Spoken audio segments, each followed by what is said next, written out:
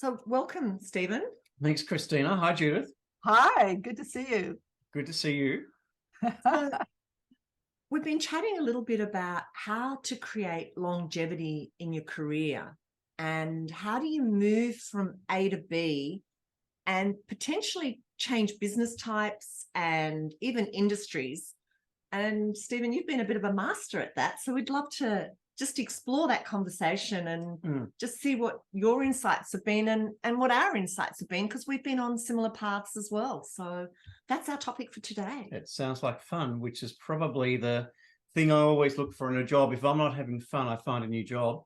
And fortunately, I haven't had to do that very often. So if it's not fun, if it's not singing along, if you're not getting enjoyment out of doing what you're doing, you haven't found what you should be doing. I'm a firm believer in that. You've got to have passion in everything that you do and fun first, because how miserable would it be if you virtually were working day in, day out and not having fun? I mean, let's face it, you're not going to have fun every day, are you? You're not going to have true. They call it work for a reason, right? Yeah. So, but let's say it's work that you love doing, and it would be good to have a laugh every once in a while you're at work and like the people that you work with. I think that's really important. So true. I'm going to fess up. I've done jobs that I've absolutely hated, and it was probably one of the biggest mistakes I've ever made. Disclosure, Stephen's also my husband. I would come home from this particular job and I would cry. Yeah. I would cry every night. I had a really bad boss, and it's not something you want to do. So my advice is get out, do what you love, get out, have fun. And fun is different things. It's not just about having a game and playing and socializing. And I find in work, fun is doing new things or exploring a passion related to your work that can be part of your job. So, I've done it across a lot of jobs in different industries. I've always had an interest in data and numbers, and I get a real sense of enjoyment out of discovering new things from the data that you can then use to change the path of organizations or to change the path of your career, because data's never been my big thing.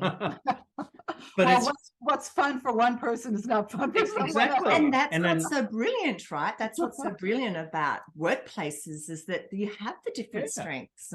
Most people don't think that I was ever an accountant, which is what my degree is in, because I'm very creative and innovative in what I do. But I think the benefit of having an accounting background was I'm really good with numbers and love using numbers to create innovative opportunities. And because if you're doing something new and different, you'll always get the naysayers in any organization saying, well, that hasn't been done, we'd rather stay with what we're doing.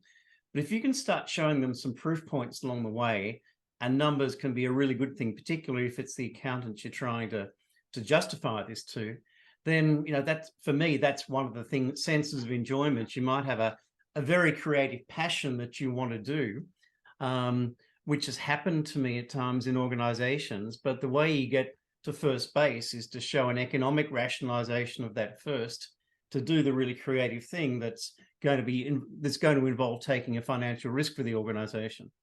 Exactly right. And for the young ones out there listening, going into their first job, the reality is sometimes you got to take your first jobs to learn something and to develop your skills. And that doesn't mean that you're necessarily going to go in there and it's going to be, oh gosh, I love doing this and I love, and you're not necessarily, but if you're learning something, that's what's going to be important. But also you need to respect who you're working with, that you respect those people and you respect what the organization is doing. And but it might not be really fun, because often, you remember us going into our first jobs, like they could have been really highly admin focused, and we had to learn virtually those steps, every step first, before we would get to that next stage. And my first job was when I went into corporate was a receptionist, and I thought at the bank, and I thought I won the lottery, because I knew that if I got that role, that I'd get to meet people. And I didn't go in there going, yeah, I'm going to be, I went in there thinking, okay, I got to learn this. I got to meet people. And if I do, then that might lead me to something else. And it did. I was in that role for, I don't know, probably about 3 or 4 months before someone said, starts talking to me about something else in another area. So that was fun to me. What was your first job, Christina, going in? How fun was that? I was so ambitious. I was prepared to do anything. Like I just wanted to get ahead. And I was really fortunate that I started out in the early days of kind of MLC Lend Lease. And I was very young at that time. And the culture in that organization, I'm going way back now, was that they encouraged the up and comers to work in all different parts of the organization. So a lot of people started in customer service. Other people started I started in a junior product manager or a support product manager role, but they moved me around a lot because they wanted anybody that came in at that time to have an understanding of the entire business. And there are jobs that I did that weren't fun, but I was learning about that. I was learning a different perspective. And Judith, you and I have talked a lot about different perspectives. And I think that's the important thing about, you've done that too. You've been in senior marketing roles. You've come from a data background. You've worked in all sorts of areas. So the more areas that you work in, you actually start to get an appreciation of other people's perspectives and other people's roles. Because if you've just been in that one area, you might not appreciate the creative area. If you've always been, no offense to the accountants, but if you've always been a numbers person and you haven't appreciated the creativity of the marketing team, and the salespeople can be very creative too, then you don't actually get an understanding for what the benefit of those attributes are. And you're a bit unusual, Stephen. You've got that blend. Yeah, my very first full-time job was with the Herald and Weekly Times, or News Corp as it's better known now. I was partway through my degree and you had to go and work for a year in the middle of your degree. So I went out and never came back and finished my degree part-time. But I worked for News Corp, or let's call it News Corp because that's simpler, because one of my passions was newspapers, and my mum had a terrible time because I'd get 3 newspapers every day and have to read every page, starting with the sport and getting to the front bit. Nothing's changed. I just loved my newspapers, and I'd train my dog to get the newspaper and bring it to that front door every morning. So I thought I'm going to work for a newspaper. And back then, I won't say what year it was, but I worked in what was known as the commercial room in accounts payable. It was pre-computers. So we're using a printing calculator to add things up. The chief accountant still wore an eye shade and an armband to keep his sleeves up. Yeah. But it was such a fun place to work back then because it was like a family. It wasn't just about the accountants. It was the Herald and Weekly Times. So you had the Herald newspaper, the Sun newspaper, you had the journalists and the photographers down the hallway. There was a radio station, one of Melbourne's most popular radio stations, downstairs in the basement. And you got to meet all these people. You'd wander down to the radio station and have a chat to the DJs. You'd go out to the photographers and look at their photos. There was the paper's cartoonists who would do cartoons as birthday cards if you got to know them.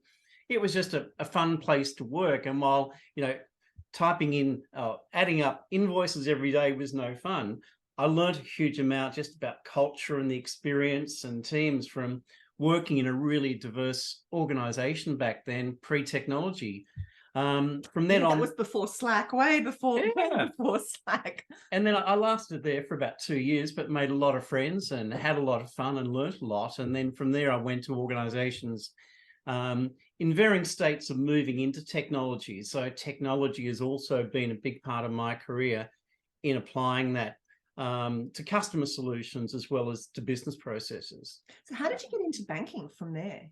How did you transition into banking? Well, I went... Because you had a big career in banking. I went from publishing to travel to health insurance, and I might have missed a couple along the way. But in the end, I decided I was really good at marketing and innovation, and I was really good with numbers and money, so I should sell money. And therefore, I thought I should go and work for a bank because then I can help banks sell money, which puts 2 of my core competencies together. And I decided by then I didn't want to be an accountant. I thought I'd rather create the future than record the past. So I wanted to move into strategy, marketing, around financial services, essentially. So how is it that, because most people go into a career and they go, I'm working in financial services, and or they're working in construction or whatever they're working in, and they kind of do the graduate, recruitment thing, and then they move their way through the ranks. But a lot of people are actually very nervous about moving between industries. And you've done it, I've done it. What is it? What is it that makes you confident about changing industries, or what is that magic that helps you just go, yeah, I'll just change, I'll just apply my skills in another industry? What's the, Well, I what's think the, what's for the, me, it was just thinking about things that interested me. My first job was in newspapers. Then I moved to travel because I wanted to travel a bit and learn about travel. So I did that for 3 or 4 years. And working in health insurance was my bridge from accounting to strategy and marketing. So it was an interesting organization because back then the big health insurance funds, and HBA was the one I worked for, they were incredibly trusted brands. They were strong brands. Every family had it. So it was a known brand and something I knew. But that was the bridge from from accounting to strategy and marketing. And from there, I leapt into financial services. And that was because I enjoyed numbers. I enjoyed money. I knew I wanted to start doing more in marketing, and saw an opportunity thought banking was a good match for it. I think a lot of people underestimate their ability to transition from industry to industry. And I know my mother, when I was young, she said, do a business degree because I had no idea what I wanted to do. And in some ways, I still don't. And you know what? That's a good thing, because you're still learning and growing. Yes, exactly. And she said, do a business degree because then that can transfer. And then, when I was headhunting and I've interviewed thousands of people over the years, the people who kept their minds open to transition were usually the ones who had particular skills in business that they could just transfer. So they had no problem going from banking to fast moving consumer goods and that made them highly marketable as well. And they didn't put any barriers. They'd go, sure, I can do that because I know how to run a team. I know how to manage a profit and loss sheet. I know how to lead. I can take that from banking into fast moving consumer goods or to retail. And absolutely. Skills can transfer. And I think for me, I've always been very much customer driven, and all the organizations I've worked in get sick of me saying we've got to put the customers first, and customers who we're dealing with, they're not dealing with products, they're dealing with us, and we're dealing with them. And once you have that customer mindset, whether I'm working in health insurance or banking or telecommunications or travel or whatever, it's the same customers. If you understand customers and their needs, it's people that buy things. People buy things, and then you need to understand what's important for them from a financial product or a travel product or a telephone product. But customers are the constancy throughout all of that. And if you focus on that, it's not hard to move industries. Everything has a customer experience. Yeah, and they're the same customers. Banks have the same customers that telcos have, and the same customers that travel companies. We just, as customers, have relationships with lots of brands in different industries. Yeah, there was the whole thing about recently in the news, obviously Elon Musk making people redundant. Well, I've seen redundancies over the years. I don't even know how many times. And the thing is that when companies make employees redundant, they're also making their customer redundant, and their customers' families who are also customers. So the way that you treat someone when you put them through a redundancy will have an impact in some way, and most of the time you won't even realize it. Because I remember with the banks that actually went through a good process with their redundancies probably kept those employees as customers, and those employees didn't go off and tell their parents and everybody else how bad they were treated, who also said, well, we're going to take our money out of that institution. The ones that treated them with respect thought, okay, well, this is a business situation. I understand it. I'm not happy about it, but I get it. They're not going to probably lose that person as a customer. It's kind of simple business 101, isn't it? Oh, exactly. We were talking about this at the weekend. We now work in an industry called micromobility, which is electric bikes, electric scooters, and one of the big areas of that industry is the shared ones that people around the world might have seen by Lime and Lime around the world, and people like Voy and Tier in Europe and Beam and Neuron down here. But one of the big companies in Europe had to lay off some staff through COVID because their business had been hit, but they explained it really well to their staff and said, we hopefully can hire some people back in the future, but right now our whole business will go under if we don't do this. So they set up an alumni, and you said to the people that were being made redundant, you will always be part of our family. They went out to their competitors and said, we have some really great people who know the industry. We'd love to place them with you if you need more people. They've even gone on to LinkedIn. They've and been said, please hire our staff because they're amazing. Yeah. So it's that's fantastic when they do that. I mean, there was one company I remember at the time that let go, was in the media, 1,000 people, it was terrible, blah, blah, blah. But the reality is there was like 90% of that workforce that was rehired into that organization, into other areas. And they did a respectful process, but you never heard about that in the media. Yeah. You never heard about the good news. You only heard about so-and-so is laying 1,000 people off. But the reality is they were trying to integrate those people into other areas. And the other thing is, from a headhunting point of view, when companies do the wrong thing by their employees through that process, they're also being seen by the people who they want to keep, who then go, well, you've just treated these people terribly. Why should I stay here? And then as a headhunter, when that was happening with companies, we would target the best of the best within those organizations because we knew they were disrupted. Yeah. We knew they were disruptive. So there's a flow-on effect that goes a lot longer than just that 1 or 2 days when they make people redundant. It's a very interesting time. If we just touch on the actual individuals who are being made redundant, I know it's a really horrible time because I think many of us throughout our careers have had it as an experience, but there is a way of reframing that kind of brings us back to what we were talking about earlier about changing industries, because it really is an opportunity to look at what are your skills and can they be applied in other industries, and just staying open. Like Steve and I changed industries multiple times, started in financial services, also did health insurance, back to financial services, and now working in micromobility transport. And you actually find that your skills are valuable, and you can actually, especially to new industries or new growth areas, you'd be surprised how valuable the core skills you learnt in large organizations are. And I remember sitting with a headhunter when I was between portfolios, and this lady said to me, you know, the growth area, this was maybe 6, 7, 8 years ago, 10 years ago maybe. And she said, you really should look at aged care. Aged care is a really good industry. And I remember at the time going, I don't know anything about aged care. How could I possibly, but if looking back now, that's one of the biggest growth areas. That's one of the areas where they actually really need people.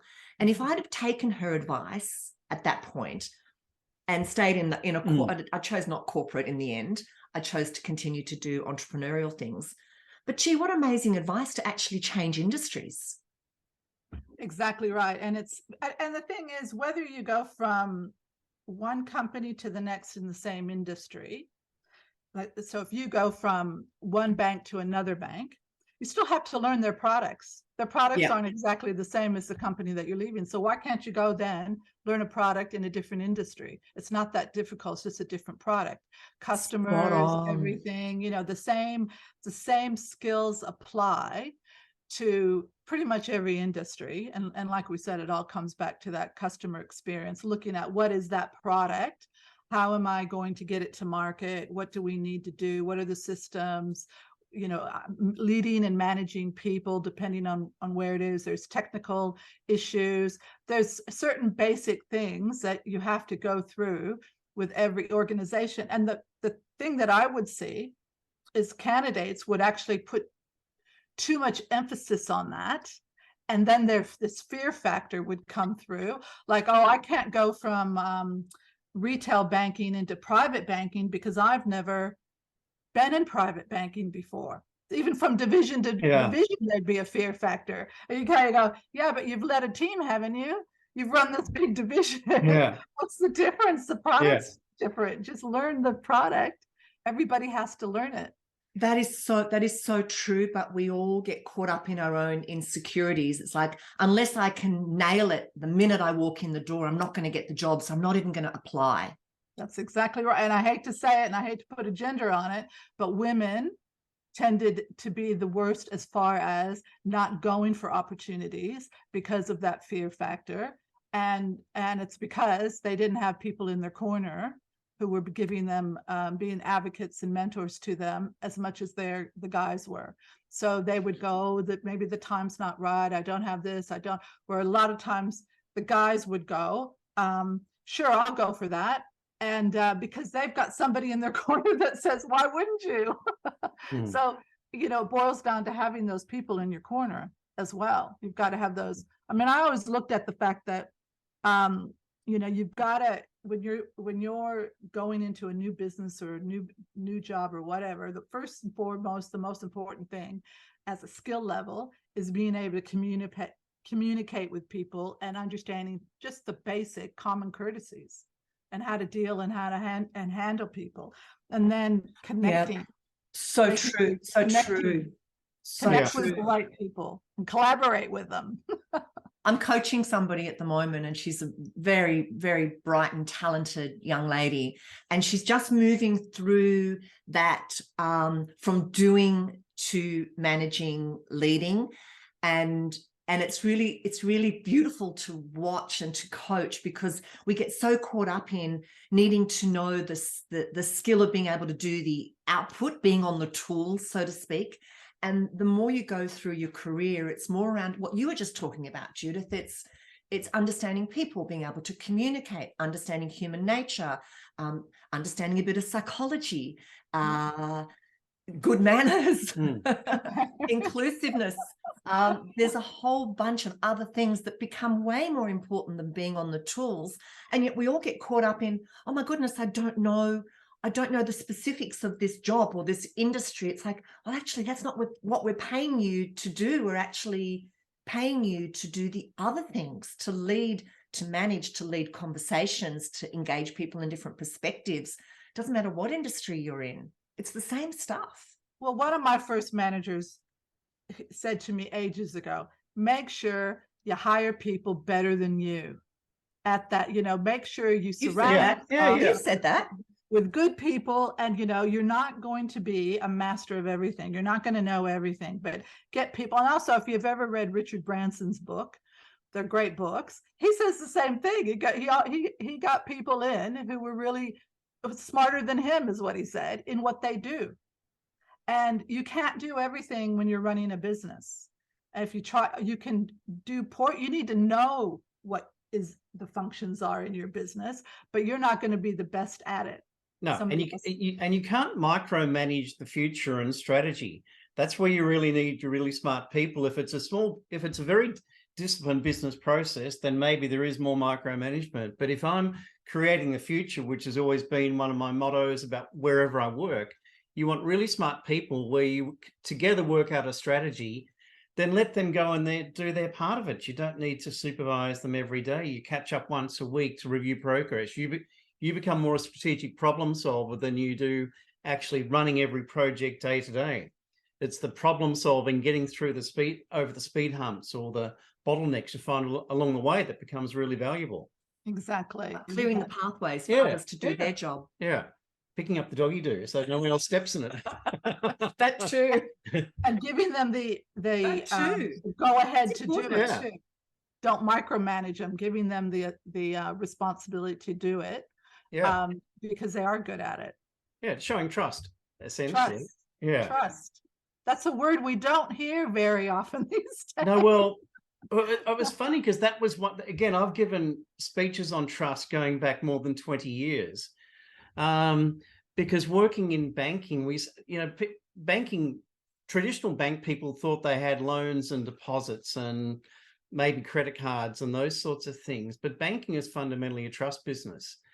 And unless organizations and people fundamentally trusted banks, they may still dislike them, they wouldn't be putting their money and everything with them. So most banks don't manage trust actively, but if you manage it more actively, almost as a product, then you start reinforcing trust to your customers and give them more reasons to stay and more reasons to have more of their relationship with you.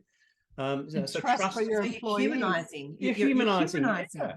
So trust is really a incredibly important thing for most industries, but particularly in financial services, really important. And we've found working in transport the last 10 years really important there, because people aren't going to use a form of transport where they think their lives or their safety may be at risk. So it's how do you identify trust factors and barriers to trust and overcome them and apply that to whatever industry, whatever product you're in. But trust is, if I just do a quick think of the major industries, trust is critical to every industry. You're not going to sign up with a building contractor in a construction environment unless you trust that they're going to do the development for you. You're not going to put your parents into an aged care facility unless you trust them. You're not going to go to a hospital for major surgery unless you trust them. You're not going to go to a childcare center in a childcare environment unless you trust them. So I think fundamentally we're all selling trust. But a lot of organizations don't actively manage trust. They don't. But that comes back to the people. Yeah, in the organization. Think about it. Yeah, exactly. Because organizations don't make decisions, people do. And also the trust from your workforce. Because at the end of the day, if your employees don't trust you, why are they going to work for you? Why are they going to work a little later for you? Why are they going to make that extra effort? And I actually think, and I know we're going to discuss this probably in another session down the track, but we get into the working from home thing. And I hope that it gets to the stage where people do start going back into the work environment where they are bonding with each other to build that trust up, because it's easier to do that face to face. And when you're working with some people, I know you have to have the flexibility, you have to have work flexibility. I'm a firm believer in that, but human interaction is very important in your work environment, and you've got to be able to have that trust with each other. So to say, if you don't know the people that you're working with, I mean, I've had people who have said they started a new job at an organization and they've never met any of the people in their team because they haven't seen them face to face. I'm in a similar situation. We're negotiating a business partnership that we're looking forward to announcing in the new year. And I've never physically met our business partners. Neither of us have. We speak to them 10 times a week, if not more. But we've never actually physically met each other face to face in the flesh.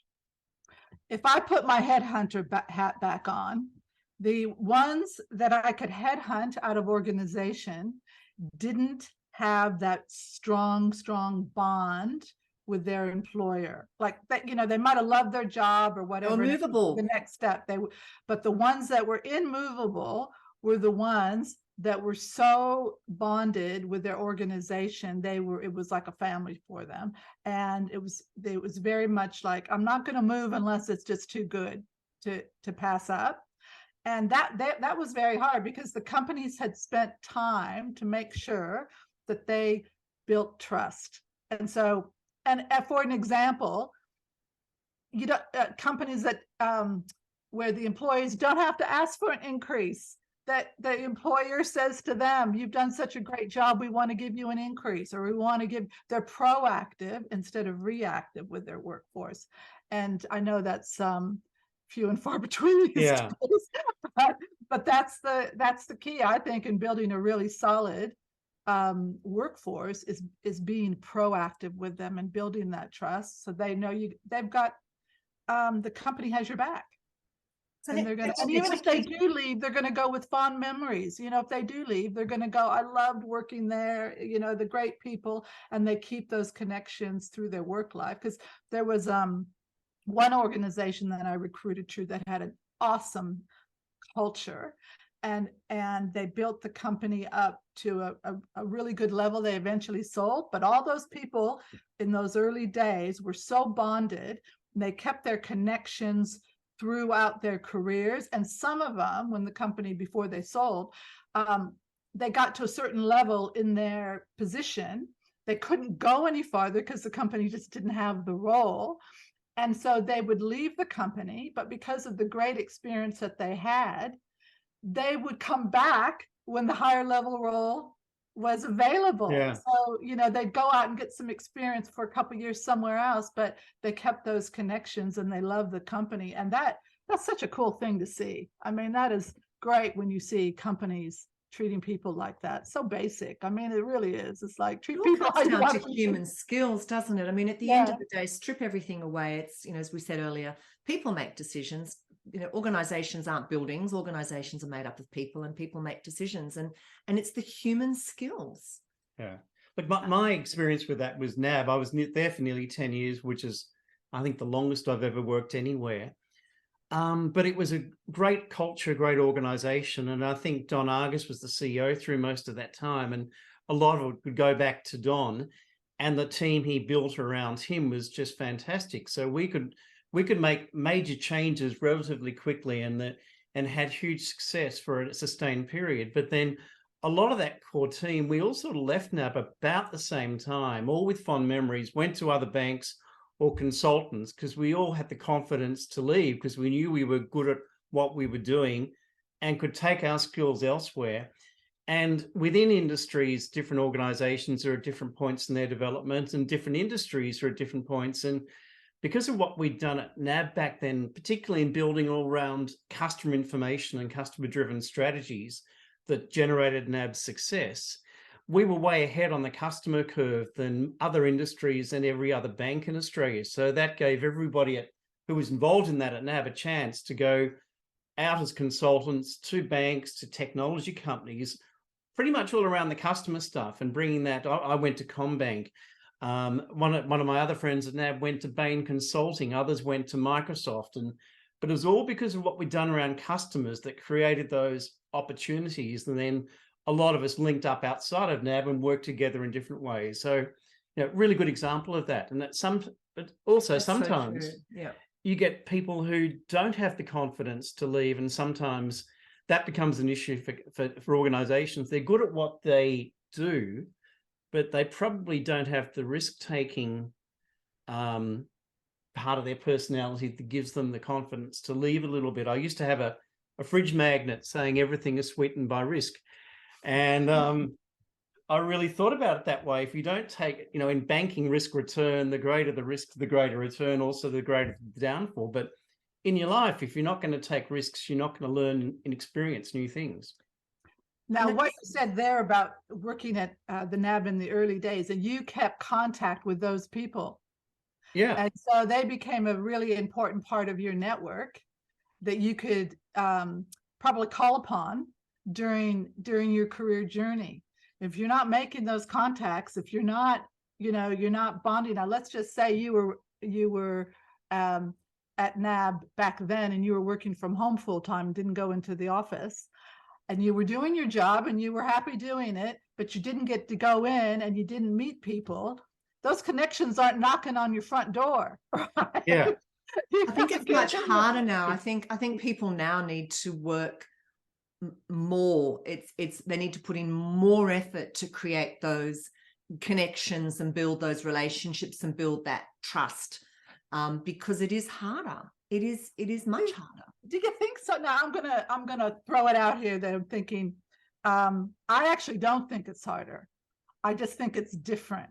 Because I think of it from the point of view, geez, if I would have started my executive search business now, this would have been fantastic, because I would have been able to go on to LinkedIn, all those, like when I started, we had this thing called the Blue Book that was published once a year, that you could go down to Collins Street, the business bookstore, and get it. And it had all the companies, and all it had was the CEOs and their a couple of their leadership team. And that's how I would be able to find out who's who.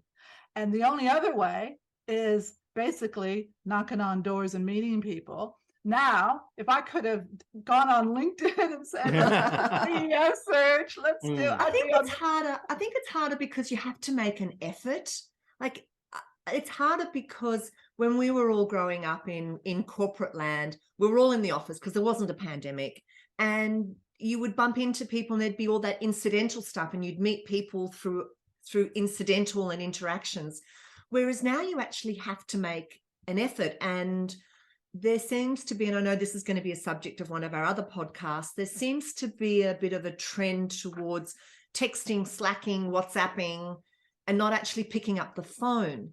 So it's harder because you're actually having to make more of an effort and get beyond the fear of picking up a phone to have a conversation, to build a relationship.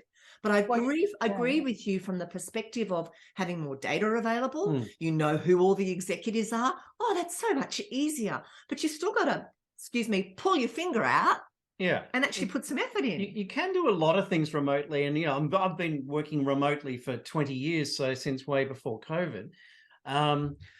But I guess what I enjoy when you do get to the face-to-face stuff is some of the whiteboarding sessions. Yes, there are online whiteboarding tools, but it's not the same as standing in the room with other people. Everybody's got a different color pen in their hand, and you're rubbing things out. You're constructing off each other's, putting real sticky notes on screen, on a whiteboard screen, not your PC screen. Yeah. And those sort of things doing it. really, you don't need to do them every day, but you still need those sort of interactions occasionally. I went to a conference or a workshop 2 or 3 weeks ago, and there were about 50 people, and I knew a lot of them through online interactions, but a lot of them I'd never met in person before. And on that particular day, we had the butcher's paper and we had the post-it notes out, and we made more progress in 3 or 4 hours that day than you could ever make in any other way. And that's created huge opportunities for all of us. But it wasn't just progress around an issue. Yeah. It was, you made progress. I didn't go to this session. Stephen made progress around relationships, because these are people that he had connections with through LinkedIn and who liked all his posts and he was engaging with. But that actually built the trust. There's that word again, built the trust. So they took a phone call from Stephen around another opportunity, because that trust and that relationship had been built. Yeah. Imagine if you had all the skills, like, for instance, the reason why I get excited about the fact that, if I had that business, if I was running that business now and what I could do, is because when early in my career, I was able to learn from other people who were walking down that path of sales and approaching people, because I was in the office and I was watching what they were doing and learning from them. And I think what an issue is these days, and like you were saying, Christina, people are texting, they're not picking up the phone. You can't build a relationship if you don't pick up the phone. Yeah. You can try, and some will, but it's very difficult. And the thing is, you need to learn the skill of communication. Imagine if you were one of those people today that learned the skill of picking up the phone and going and meet someone, taking that advantage, because let's face it, the basics of years gone by are the basics of today, and they're just applied a different way. So we have different tools that we can use, but the basics of you gotta build a relationship with people. Like you said, you got to build trust. You got to get them on side. And the big one, when we're trying to develop business, whether you're in a job where you've got to bring business in or your own business, is you've got to know how to close. Right? And it's very hard to close something. We have these conversations all the time. We strategize around how we close. You can't close if you don't ask questions, you don't interact. If I had to sit there and try to close on an email or a texting thing, I'm sorry, but it just would not work. I have to be able to talk to someone, and if I sense something's not right or they haven't got enough information, then I'll ask more questions. And also it's I think it is a skill that comes with learning from others, but also experience of taking away the fear of asking for the business or asking for whatever it is that you're trying to get from the client. Because closing is a skill that's not just about getting business. It could be as an employee trying to close something with your boss, trying to get something from I your think that's boss. a fabulous session for another podcast. That's another one. Have some fun with that. Exactly. So yeah, I think, look, at the end of the day, there's so many great things about the work environment today. And if we could just blend them together into what worked then into what's happening now. I mean, a lot of people would be really, really far ahead if they did. I always look at even what's happening with when we went through this pandemic, there were lots of opportunities that were probably presented themselves during this cycle, because every cycle I've ever seen over the years, when there's been a downturn, it also has opened up doors for opportunities. You just got to see it. Yeah. And be able to go, okay, and you've got to be able to go, okay, now how am I going to work now? What am I going to do? People were working from home. What's the opportunity? They're actually at home. So when I ring them, they'll actually answer the phone. So moving through industries, what's the opportunity? You've got the skills. What's the opportunity? What's the opportunity? So, you just got to look at it. When we were going through the GFC, people would say, oh, nobody's employing. Oh, no one's hiring. Yeah, they are. Well, I think working from home is, it's not going to go away now, even if there wasn't a pandemic. And I heard on the news this morning, they're saying there's going to be pandemic outbreaks for the next 10 years around the world. So we're going to have this environment for a long time.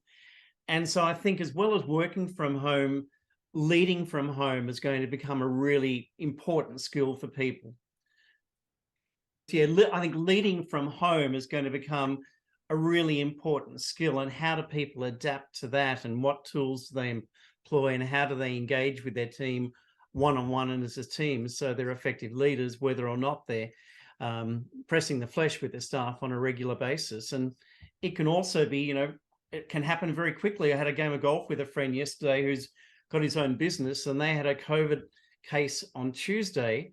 And that was the next day they have everyone in their office. So they instantly said everybody has to work from home for the rest of the week. Right. All 50 staff. Now, if that had happened 5 years ago, people wouldn't have known how to work from home. Now you can be far more flexible if something happens. Agile. I hate that word. Let's not use that word. Let's not use that word. No. But the skills we've learned enable that to happen without a major impact on business, because people are used to working from home as much as working in the office. And that's the benefit that that came out of this cycle, or this tragic event, basically a pandemic, is that we were all in it together. So we all had to learn that skill of working from home, Zoom meetings, everything else. So now it's not foreign. So carrying that on now won't be so foreign, because I remember, someone would when I was doing board meetings before the pandemic, one of the board members said, why don't we do this via Zoom? And I was traveling up to Sydney and all around the place. And I was like, Zoom, what the heck? Do you remember this, Christina? Because we were in the boardroom. I think it was Tizzy that said, let's do this via Zoom. And we were kind of like, we were trying to figure out what that was. And the reality was, if we would have done that, I would have saved a lot of money in travel. Absolutely. We wouldn't, and everybody would have been able to make it, because not everybody could make every meeting because of travel and those commitments. But when you can do a Zoom meeting for particular meetings that you don't need to be face-to-face for, then usually everybody can make it. And so there's some great benefits of what's come out. And I think with every cycle, everything that happens, you just got to take out what worked and what didn't. Yeah. So, Stephen, Absolutely. some parting words about what worked and what didn't in terms of moving industries? Look, I think every time I've changed industry, I enjoy the new industry. I learn from it, and whether you're as successful in one or another, it's about continuing to explore new things and find out what you enjoy and what you're good at, and what's transferable and what's not.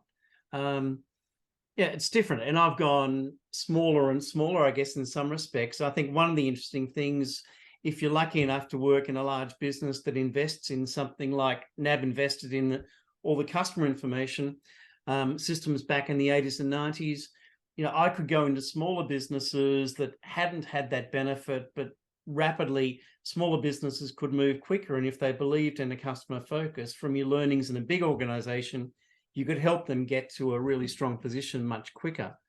And then moving into, our own entrepreneurial businesses, we can bring those same skills that you wouldn't otherwise have learned. And we're finding now in the micro mobility industry that that's a long way behind banking and telecommunications in terms of gathering customer information and how to do it. So we're at a very micro level now, but those skills are still useful every day and creating new opportunities.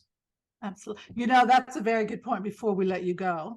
I just want to explore that a little bit, because moving industries and is very similar as well from moving from a large corporate where you've been working in, and you've had a team of 100 people and you've had people, and then all of a sudden go, hey, I've got this entrepreneurial desire, or I'm going to go into this small business that only has 5 people and be a partner, whatever.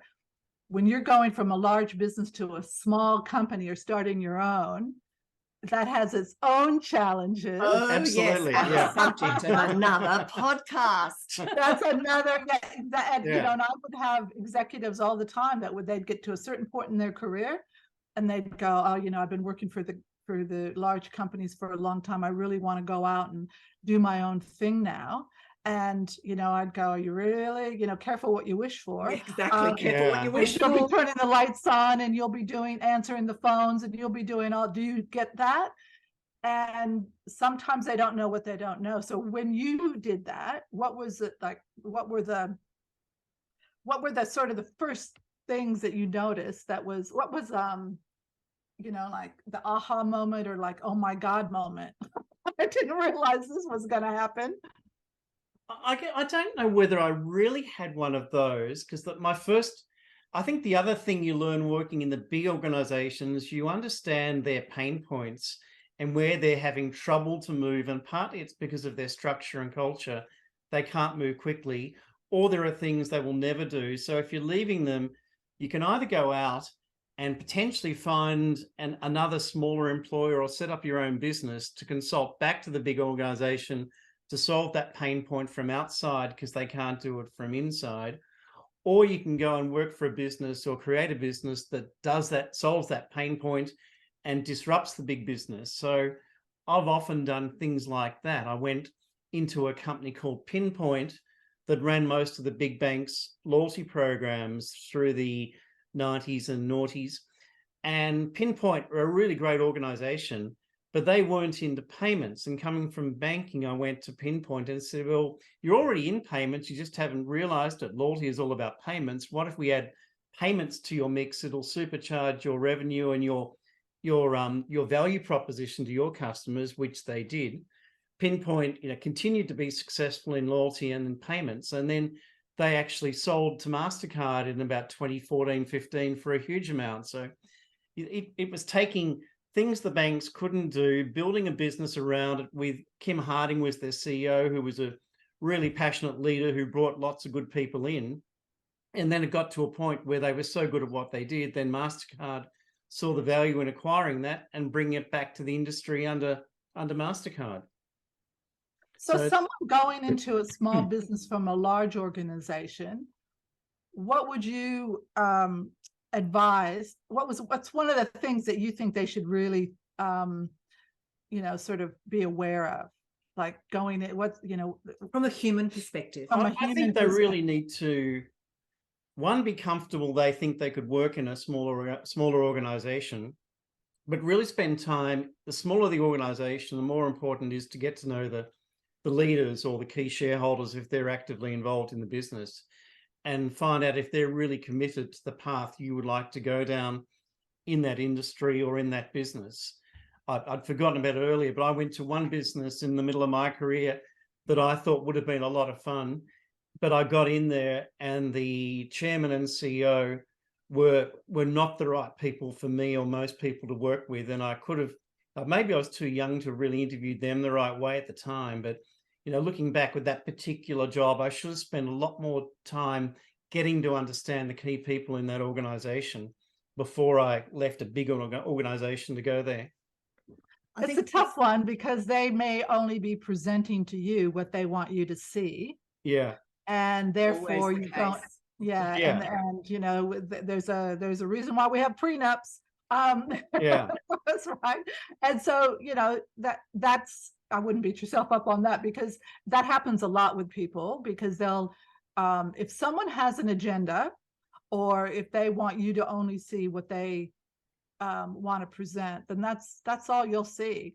And it's happened to most, it's happened to many of us. It's happened to all of us. Yeah, it's happened to all of us. And the thing is, I guess, what I would advise people in that, and what I have in the past with candidates, is that that's where your networks become important, because if people who know them, who you can then do sort of like, do you know who these people are? Have you ever had dealings with them? That type of thing.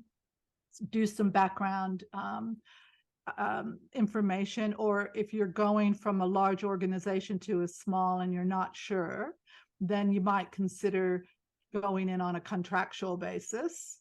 So try before you buy. Yeah. And I've done that. I've done that. I've gone in as on a try before you buy, and then I was made CEO. Yeah, well, there you go. And be upfront with them too, as far as like, hey, this is a big move for me, and I'm really interested, and it sounds great, but how about we go in a 6-month contract? That gives you time to look at me, and it gives me time to look at you and the organization, so we make sure it's right. Look at that can only usually happen at really the more senior levels. The more junior ones will go, you either want the job or you don't. Well, with that company I just mentioned, I mean, the good thing was it was effectively a 6-month contract, because I worked out in about 6 months that it wasn't for me, and got a really good job from there. And it was a good leapfrogging opportunity. But I met some really good people in that company, despite some of their leaders. And I brought them with me, or to other organizations, or referred them to other friends, and they ended up getting some really good career moves too. So even if the stopping point for a few months isn't great, there's opportunity in learning and meeting people through it. I think something pragmatic for me, in having moved from big organizations to entrepreneurship or very, very small organizations, is that in larger organizations, you end up doing something that's quite narrow, and you spend a lot of your time leading people. But the smaller the organization you move into, the more you have to be able to do things yourself. So you need to be good on Excel. You need to be good on PowerPoint. You need to be good on Canva. You need to be good on social media. So all of a sudden you have to be good at a whole bunch of things, plus do the strategy, plus do the sales, plus close deals. Yes.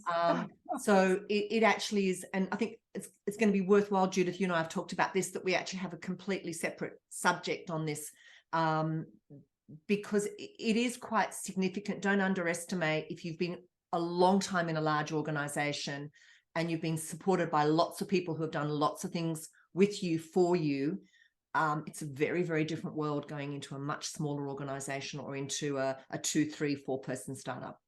And that's where I've seen a lot of people over the years have issues, because they don't know what they don't know.